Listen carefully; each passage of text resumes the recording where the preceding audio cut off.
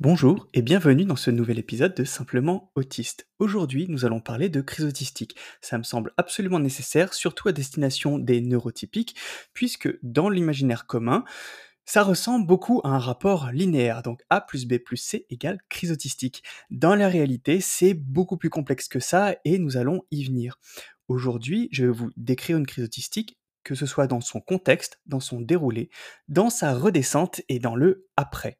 On va essayer de gratter un petit peu plus loin, car ça me semble essentiel, y compris dans les actes qui ont été faits de manière correcte et ceux qui auraient pu être améliorés. Cet épisode a pour titre Il était une crise autistique, récit d'un shootdown d'une banalité affligeante.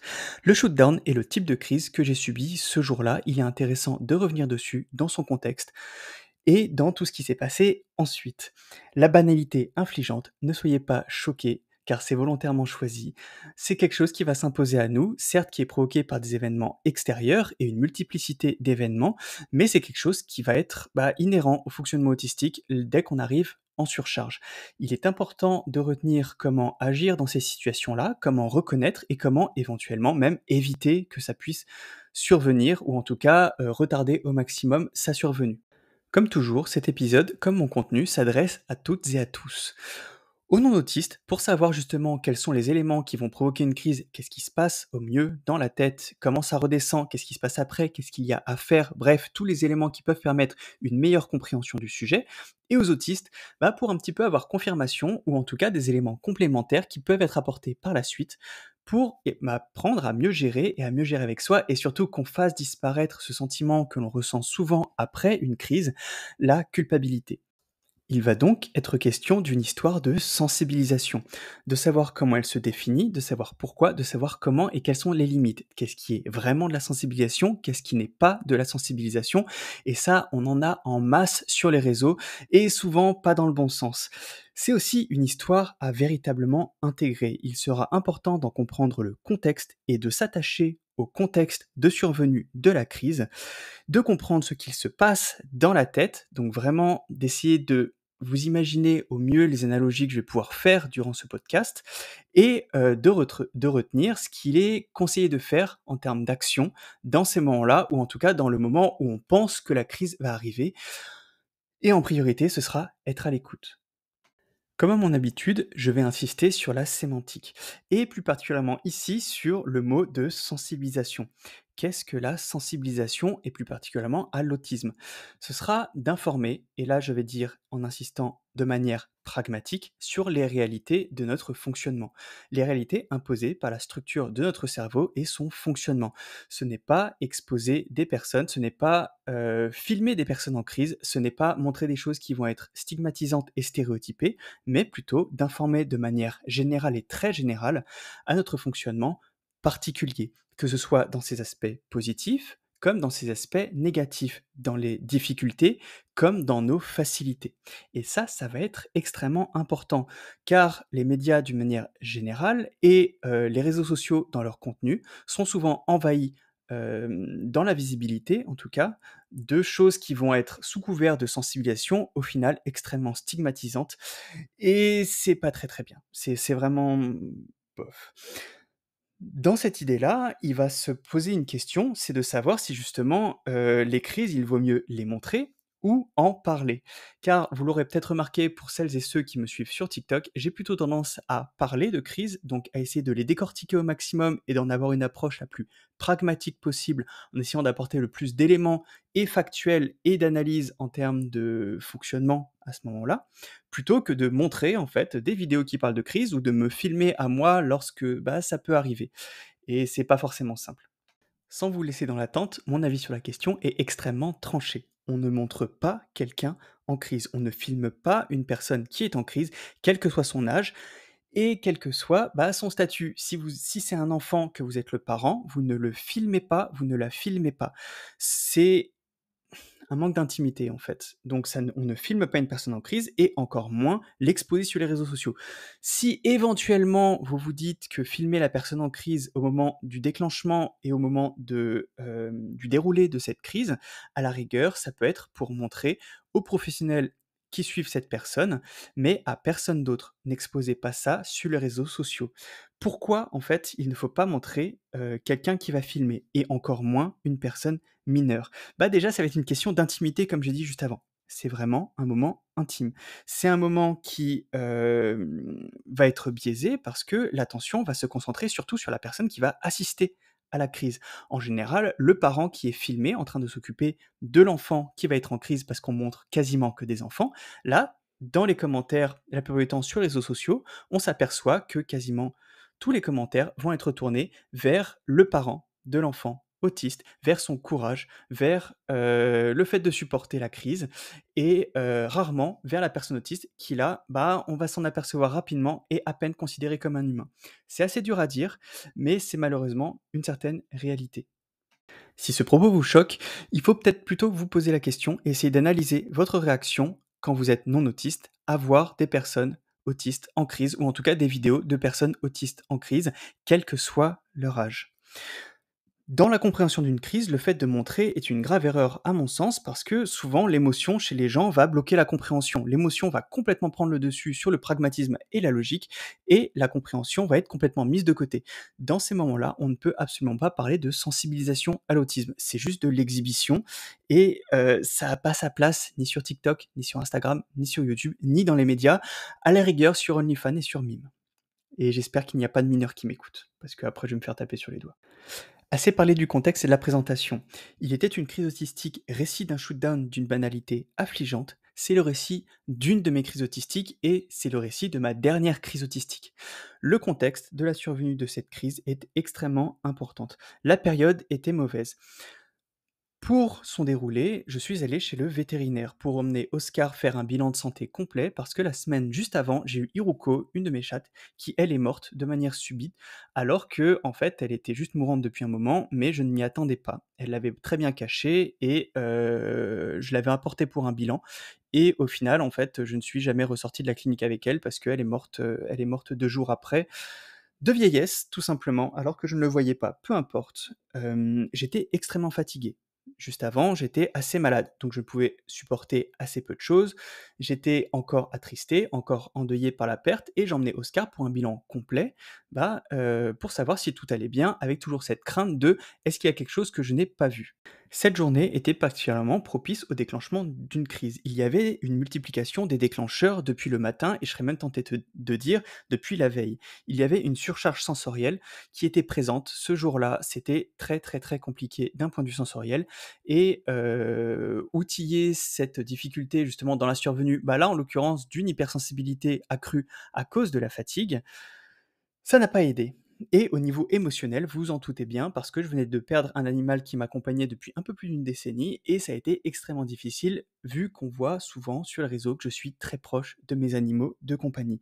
Et il y avait aussi des imprévus multiples, de mauvaises nouvelles le matin et des imprévus dans la journée et là, en l'occurrence, un imprévu qui était, extrêmement important, qui était une remplaçante chez la vétérinaire. Ma vétérinaire, je fais de la route parce que, je l'aime beaucoup, elle me connaît très bien, elle connaît très bien mes animaux, elle connaît ma manière de faire. Je l'assiste dans les soins avec mes animaux et elle sait très bien que quand je lui explique quelque chose sur un de mes animaux, ouais, peu importe, c'est que j'ai été extrêmement attentif à ça et je l'assiste dans les soins, donc je l'aide à faire les prises de sang, je l'aide à faire les radios, bon, peu importe, je m'égare. Mais ce jour-là, le problème, c'est que c'était une, remplaçante et je n'avais pas été mis au courant, alors qu'il y avait tout un contexte qui m'amenait chez le vétérinaire et donc ne pas avoir à expliquer pourquoi, l'animal est mort et pourquoi je voulais faire un bilan complet à Oscar, c'était assez embêtant et un peu épuisant, surtout avec quelqu'un que je ne connaissais pas, sachant que dès lors que j'ai vu cette personne lorsque j'étais dans la salle d'attente, une idée m'a obsédé dans la tête et ça, c'est important de le retenir, je ne souhaitais pas la vexer. Je faisais de la route pour voir ma vétérinaire habituelle. Je ne voulais pas de remplaçant, j'avais pas envie, et je cherchais surtout à ne pas la vexer. Et ça a été un déclencheur qui est primordial à retenir. Il y avait la sensibilité émotionnelle, certes, il y avait l'hypersensibilité sensorielle ce jour-là, qui était une surcharge, très clairement, causée par le contexte, certes, mais par contre, l'idée de ne pas vexer cette personne qui tournait dans la tête est extrêmement importante à retenir. Et donc le déclencheur qui a été de trop, le déclencheur de la crise en elle-même a été justement, ce vétérinaire-là qui n'était pas celui que je venais voir. Lorsque je suis arrivé dans le cabinet, donc dans la salle en fait, de d'auscultation du chat, la vétérinaire commençait à me faire tout un speech sur ses techniques, et n'était absolument pas à mon écoute. Elle voyait que j'étais gêné, que j'étais dérangé et la seule chose que j'ai réussi à dire effectivement, c'est que, j'ai l'habitude de la mienne, qu'il y a tout un contexte qui amenait ma présence. Je lui explique, très rapidement, mais elle ne m'écoutait pas. Je m'en apercevais, c'était extrêmement gênant et c'était déjà assez pénible de se contenir pour pas lui rappeler. Ensuite, je commence à vouloir prendre Oscar dans sa caisse en me disant: «Bon, je vais prendre sur moi, je vais quand même faire une prise de sang avec cette vétérinaire-là, peu importe. Je fais beaucoup de route, Oscar n'est pas très bien en voiture, je prends sur moi». Et cette vétérinaire voyait que ça allait pas trop, mais sans vraiment se poser la question et je voyais qu'elle commençait à être vexée en me disant: «Écoutez, on peut changer on peut annuler le rendez-vous». Sauf que pour moi, c'était pas forcément envisageable parce que justement, je faisais beaucoup de route, Oscar n'aimait pas trop la voiture et donc les implications en termes de stress sur l'animal étaient pas ouf et elle commençait ensuite à enchaîner sur, des principes de soins bienveillants sur les chats, mais par contre, elle appliquait ses principes théoriques, les principes qu'elle avait, mais par contre qui n'étaient absolument pas adaptés à Oscar et donc je tente de lui expliquer que moi, je suis proche de mes animaux et que je les connais parfaitement, que je sais très bien comment le faire redescendre en stress et donc que j'ai l'habitude de faire les soins avec, peu importe, mais elle ne m'écoutait pas et me contredisait et me bloquait et faisait les retours entre la table et l'ordinateur avec cette idée de annulons le rendez-vous. Ce qui était un peu bizarre et ça commençait vraiment, vraiment, vraiment à surcharger. Le problème, c'est qu'à ce moment-là, la crise s'est déclenchée. Et ça, on le contrôle pas. On a beau vouloir prendre sur nous, on a beau essayer d'être comme un adulte avec des capacités cognitives suffisantes, il y a un moment où l'ensemble des déclencheurs ne permet pas d'éviter une crise, même quand on serait en capacité de le faire en temps normal, pour certaines circonstances bien sûr, mais ça je reviendrai à la fin dessus. La crise s'est déclenchée. On l'a subie, ce n'est pas, réfléchi, ce n'est pas choisi. La crise arrive, elle doit venir. Ce qui va compter dans ces moments-là, c'est tout ce qu'on va pouvoir, dire comme, consigne éventuellement à la personne qui est présente pour pouvoir, pallier à cette crise, pour pouvoir la supporter, calmement, correctement, d'optimiser justement la redescente par la suite. Mais ça on j'y viens juste après. Qu'est-ce qui s'est donc passé pour le déclenchement de la crise?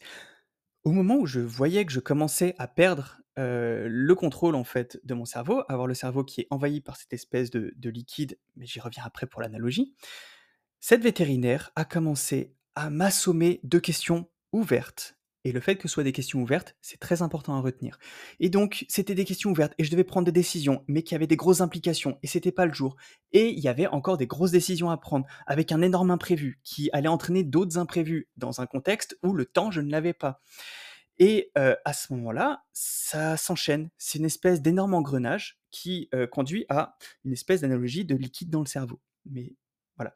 Donc là, le verbal, était devenu impossible. J'ai perdu le verbal, alors qu'on le voit très bien sur les réseaux, le verbal, d'habitude, ça va très bien et je parle beaucoup et on se retrouve dans une situation où il devient impossible de traiter l'information, impossible de prendre une décision, impossible d'être réellement à l'écoute ou en tout cas de retransmettre une information que l'on voudrait transmettre à la vétérinaire, en l'occurrence, qui était présente. Et c'est donc un ensemble de déclencheurs dans son contexte qui a provoqué cette crise. Le contexte de fatigue, la surcharge sensorielle, l'imprévu multiple dans la journée, donc c'était l'imprévu de trop. Et au moment où ça n'allait pas, le fait de poser énormément de questions ouvertes, le fait d'imposer une prise de décision avec des grosses implications sans pour autant être à l'écoute, ça a été le déclencheur. Et donc, si je pourrais faire une analogie correcte, un shootdown ressemble malgré tout à un tsunami à un sentiment, d'envahissement en fait, dans son corps, donc envahissement sensoriel en l'occurrence, une espèce de grosse surcharge et fatalement à une sorte de mode sans échec, pour ceux qui comprennent les analogies, informatiques. Le shootdown est un renfermement, un effondrement plutôt même sur soi, contrairement au meltdown qui va ressembler plutôt à une crise de fureur, à une crise de colère, mais qui reste aussi une crise autistique. Donc là, c'était un shootdown, c'était véritablement un effondrement et je me suis retrouvé dans une situation où il était devenu complètement impossible de traiter l'information et là, l'analogie qui me venait en tête lorsque j'essayais, d'analyser justement cette crise parce que mon cerveau essayait quand même de se dépatouiller, essayait de s'en sortir un petit peu, ou en tout cas de récupérer le maximum d'informations pour que ça puisse me servir à l'avenir et servir, bah, aussi pour ma création de contenu, bref, pour ma sensibilisation. L'analogie la plus correcte que je pourrais, donner pour justement ce qui se passe dans le cerveau à ce moment-là, ce serait celle d'un fluide non newtonien. Dans sa définition, un fluide non newtonien, pardon, est un fluide qui ne suit pas la loi de viscosité de Newton.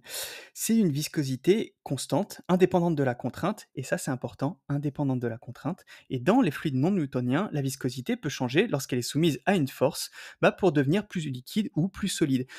L'exemple que tout le monde connaît forcément, c'est une expérience faite avec de l'eau mélangée à de la maïzena. Lorsque vous la laissez couler, elle coule tranquillement. Mais par contre, si vous tapez dessus, elle se solidifie. Et c'est ça qui est important dans mon analogie.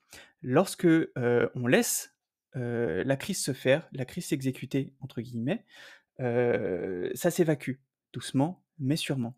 Mais par contre, plus vous allez poser de questions, plus vous allez, demander de traiter d'informations, plus vous allez demander de se calmer éventuellement, comme on le voit régulièrement, plus vous allez soumettre la personne à, des stimulations sensorielles, des stimulations émotionnelles, bref, peu importe.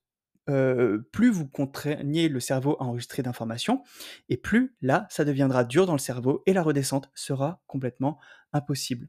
Et ce fluide, c'est justement, l'impression que j'avais lors de la crise, lors de l'exécution de cette crise. C'était quelque chose qui envahissait complètement le cerveau, qui m'empêchait de traiter l'information, qui m'empêchait de réfléchir, qui m'empêchait de parler et tant que la personne justement, me posait plein de questions et surtout des questions ouvertes, là, verbaliser devenait impossible ou presque. Traiter les informations, prendre des décisions devenait impossible ou presque et c'est important à retenir, c'est très important à retenir.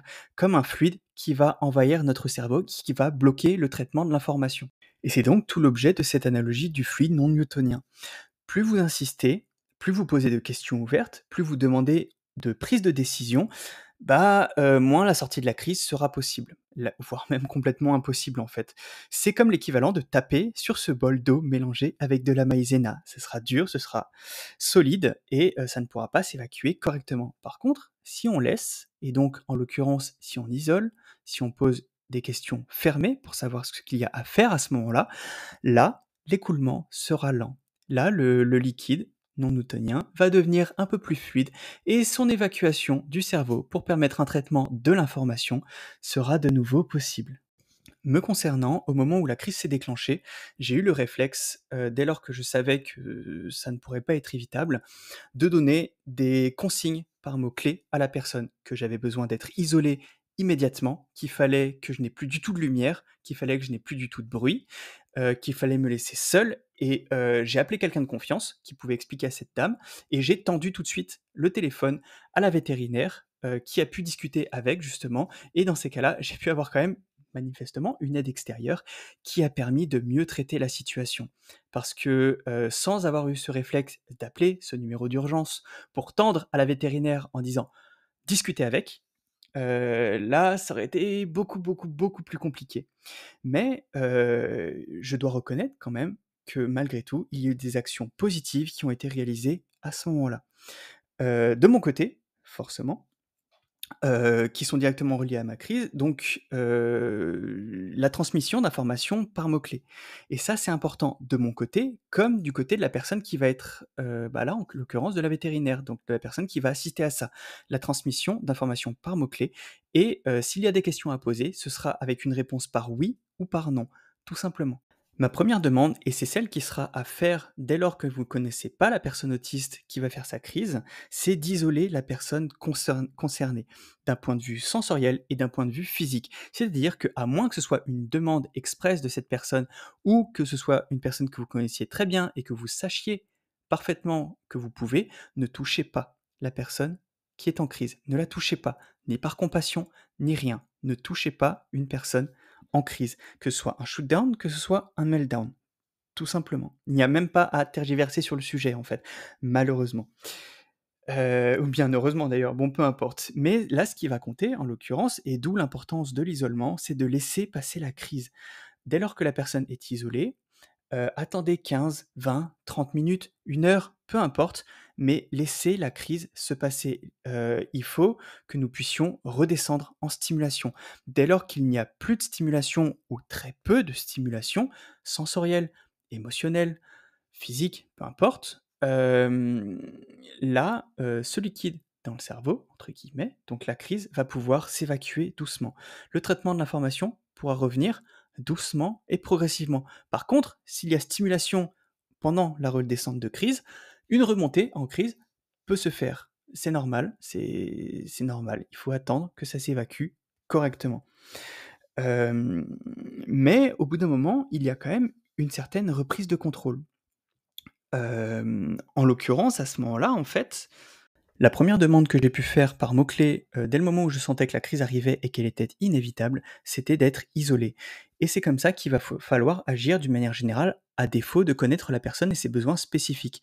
Il faut nous isoler, isoler d'un point de vue sensoriel, donc baisser au maximum la lumière, éviter au maximum le bruit et ne pas toucher d'un point de vue physique. Ne pas poser de questions, hormis des questions fermées qui peuvent se répondre par oui ou par non. Et j'insiste particulièrement sur l'avant-dernier point, lorsque vous ne connaissez pas la personne autiste et que vous ne connaissez pas ses besoins spécifiques, ne la touchez pas. Pas de câlin de compassion, pas de main sur l'épaule, rien.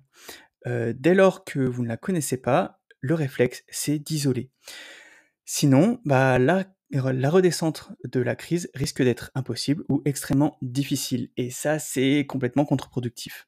Ce qui va être véritablement important, c'est de laisser passer la crise. Même si ça prend 15, 30, 45 minutes, 1 heure, peu importe, la crise va devoir s'évacuer doucement et tranquillement. Et là, je reviens à cette analogie du fluide non newtonien. Dès lors que vous exercez une force dessus, donc que vous posez des questions ouvertes, que vous stimulez d'un point de vue sensoriel, bah, ce liquide ne pourra pas s'évacuer et donc la crise va durer beaucoup plus longtemps et avoir des conséquences physiques, qui vont être, beaucoup plus néfastes. Par contre, si vous isolez, si vous évitez au maximum le stimuli et le traitement d'informations du cerveau, plus généralement, là, le liquide va pouvoir s'évacuer et la redescente de la crise va pouvoir se faire correctement, avec le moins de préjudice possible. Une fois que les bons éléments sont rassemblés, on va pouvoir redescendre doucement de sa crise et donc le cerveau va pouvoir de nouveau traiter correctement l'information. Forcément, on va être très fatigué et donc il faudra quand même éviter les surstimulations sensorielles, en tout cas sur les points où il y a hypersensibilité sensorielle, mais le cerveau va doucement pouvoir reprendre contrôle du verbal, contrôle de la mobilité, le contrôle, du traitement de l'information et donc éventuellement des réponses aux questions quand la personne est verbale naturellement et sinon, réponse aux questions par d'autres moyens pour une personne qui ne sera pas verbale. Car, il y a d'autres biais de communication que le verbal. Peu importe, le sujet n'est pas là. Et c'est donc comme ça qu'il faut agir en général. Dès lors que vous avez une personne en crise, on isole, on évite de toucher, on ne filme pas et on reste attentif, on reste à l'écoute, tout simplement.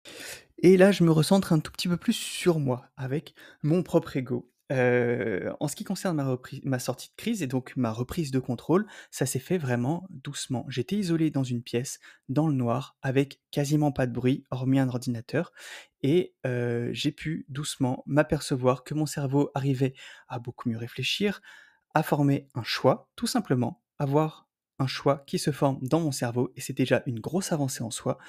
D'avoir le regard, bah, les yeux en fait qui sont un peu moins sensibles à la lumière, donc la lumière de l'écran de l'ordinateur qui était à côté posait moins problème et à ce moment-là, il y a tout un tas de choses qui réenvahissent le cerveau quand même et surtout d'un point de vue émotionnel.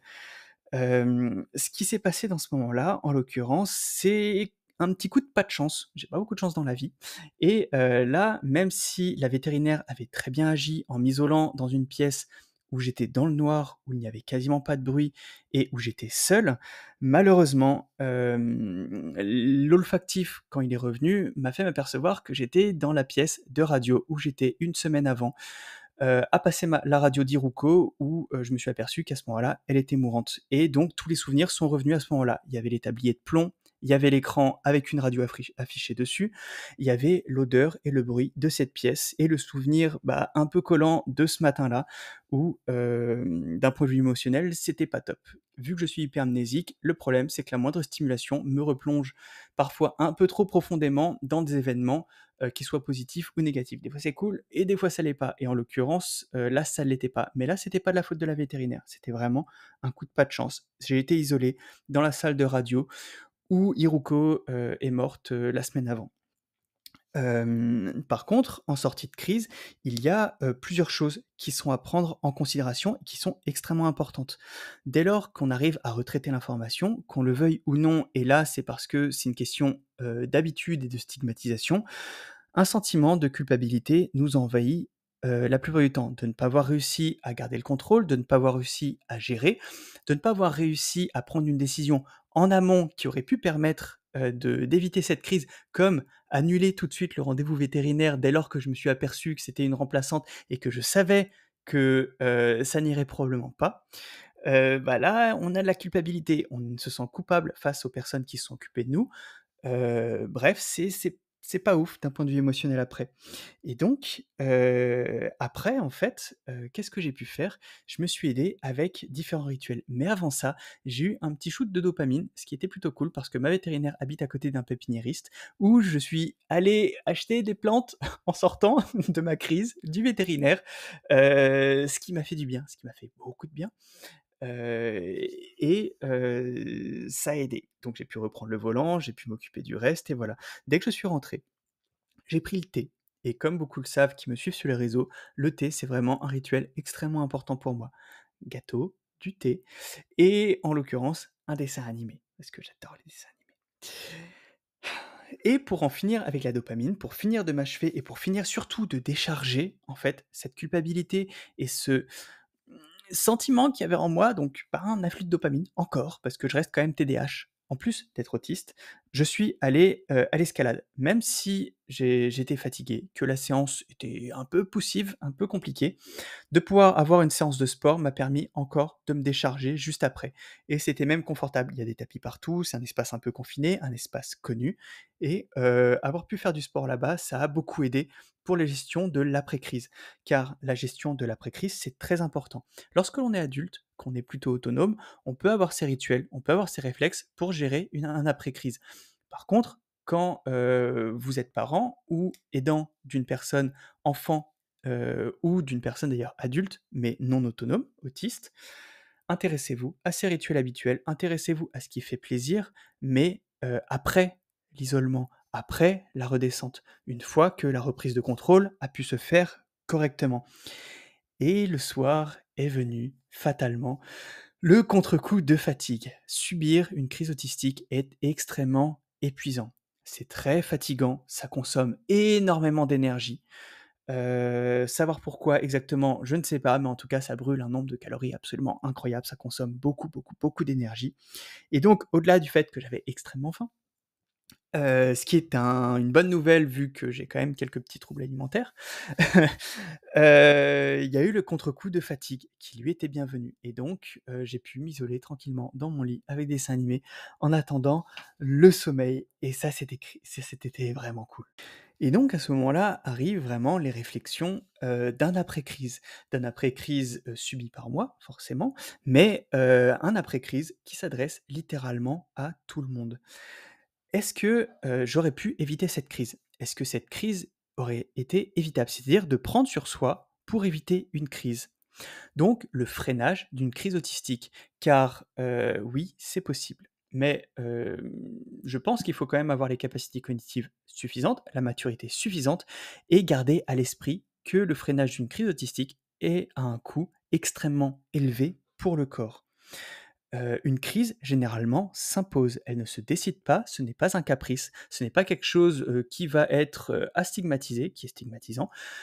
Ce n'est pas quelque chose qui, doit être, suivi d'une punition ou suivi de propos culpabilisants, de propos qui vont être, rendre les choses encore pires en termes de construction. Ce n'est pas quelque chose qui peut se calmer quand ça se déclenche et donc demander de calmer, ça ne sert strictement à rien. Mais effectivement, on peut dans certaines circonstances, ou en tout cas je peux dans certaines circonstances, freiner une crise. Mais par contre, freinage d'une crise a un coût extrêmement élevé. Dans mon cas, je subis d'énormes contractures musculaires. C'est-à-dire que c'est des contractures qui vont se situer généralement dans le dos et qui vont pouvoir venir même jusque dans les pectoraux, jusque dans les biceps, prendre les cervicales, provoquer d'énormes mal de crâne, et faire très mal. Donc le freinage d'une crise, en général, c'est douloureux, physiquement douloureux. Et ça, c'est important à retenir. Il y a une chose en termes de freinage de crise qui est aussi importante, c'est la fatigue. C'est-à-dire que subir une crise autistique va être fatigant, va être épuisant, mais personnellement, une nuit de sommeil, 2 jours au maximum en fonction, de la violence de la crise et c'est réglé. Je suis bien, je me sens mieux, c'est facile. Par contre, le freinage d'une crise, notamment, les contractures et le mal de crâne, ça peut, provoquer une fatigue extrême et des douleurs qui vont suivre plusieurs jours. Donc à ce moment-là, une réflexion s'impose, c'est la rentabilité du freinage de la crise, quand il est possible. Parce que, en l'occurrence, pour cette crise-là, c'était pas possible. Lorsque l'on souhaite freiner une crise autistique et qu'on le peut, c'est quelque chose à calculer. Parce que, à moins d'être en danger si la crise se déclenche et d'être en capacité de freiner cette crise, j'insiste bien sur ce point, le coût est très élevé. On a mal, on a physiquement mal et ça, c'est important. Mais par contre, c'est dans ces moments-là que je suis heureux d'une chose, je suis heureux d'avoir les capacités d'analyse suffisantes et suffisamment élevées, car oui, j'ai des capacités d'analyse qui sont officiellement au-dessus de la moyenne et ça, c'est plutôt cool dans certaines circonstances. Pour permettre de sensibiliser sur le sujet, pour permettre de véritablement sensibiliser sur le sujet, pour permettre d'expliquer d'un point de vue contextuel ce qui se passe dans la tête à ce moment-là, comment, se passe le déroulé de la crise, qu'est-ce qu'il faut faire et donc je suis content de pouvoir sensibiliser et d'apporter des éléments pertinents et importants, pour traduire en fait un langage non autistique, si j'y arrive et si j'y arrive pas, il faut me poser des questions, à destination des non-autistes pour savoir comment réagir et comment interpréter et comment éviter quand c'est possible ou en tout cas à poser des questions suffisantes. D'apporter des éléments de compréhension en fait et fatalement d'agir. La première règle étant d'isoler et par contre, si vous voyez un autiste ou une personne où vous pouvez supposer autiste, même pas d'ailleurs, posez des questions fermées. Réponse par oui ou par non. Peut-être que des questions fermées auraient pu permettre d'éviter une crise dans ce moment-là. Et je finirai par une question ouverte, véritablement une question ouverte. En fait, une crise peut-elle avoir un aspect positif? Est-ce que ça peut être un signal du corps qui dit stop, qui impose un stop lorsque l'on ne veut pas s'arrêter ou lorsque l'on a fait trop subir, qu'on a trop imposé? Et là, la question du confort et la question de la désensibilisation n'est même pas à prendre en considération car, elle n'existe pas. Mieux vaut élargir sa zone de confort d'ailleurs, peu importe. Et que l'on a été justement au-delà de ses capacités de compensation. Car un autiste va beaucoup compenser dans la vie. Pour avoir l'air normal, pour pouvoir être le plus autonome possible, il y a beaucoup de circonstances où on compense, où on est obligé de traduire, dans notre tête et de traduire notre comportement envers les autres pour être compris, pour pouvoir, agir correctement dans un monde fatalement, principalement neurotypique et là, c'est un problème. Mais c'est aussi épuisant. Mais par contre, comme je disais juste avant, éviter une crise, c'est quelque chose qui va être très coûteux physiquement et donc lorsque l'on en a la possibilité, est-il quand même beaucoup plus rentable de laisser venir la crise, quitte à la supporter avec tout ce que ça implique, pour être en forme et prêt, bah, dans un temps qui va être beaucoup plus court et donc je reviens là-dessus, une crise peut-elle être positive? Et là, c'est à contextualiser et à nuancer. Évitez, quand vous vous posez cette question-là, les réflexions linéaires comme ont malheureusement la majorité des neurotypiques, mais créez-vous un mind map qui va reprendre justement les aspects positifs, les aspects négatifs, les aspects contextuels, les aspects pratiques et physiologiques, et qui va peser le pour, le contre, les nuances entre les deux, les zones un petit peu grises. Bref, c'était un petit peu intense. C'était, beaucoup d'informations et c'est pour ça que je suis revenu en boucle sur certains éléments que j'ai jugés importants. Mais n'hésitez pas à en rajouter d'autres ou, à revenir sur des points pour dire: «Chez moi, ça se passe plutôt comme ça», ce serait très, très intéressant. Et voilà, n'hésitez pas à vous abonner à ce podcast, n'hésitez pas à venir sur TikTok, sur mon compte adrien.simplement pour pouvoir justement me suivre en fait dans des explications qui vont être beaucoup plus courtes dans le format justement TikTok que je ne mets pas sur mon podcast. Et n'hésitez surtout pas à commenter sur Spotify, vous pouvez faire des commentaires à l'oral et ça, c'est très pratique pour la création de mon contenu, donc me faire des commentaires audio quand vous en avez la capacité, ça peut être très bien ou sinon envoyez-moi un mail à simplementadrien@gmail.com pour me poser vos questions ou demander ce que vous voulez. Voilà, tout simplement.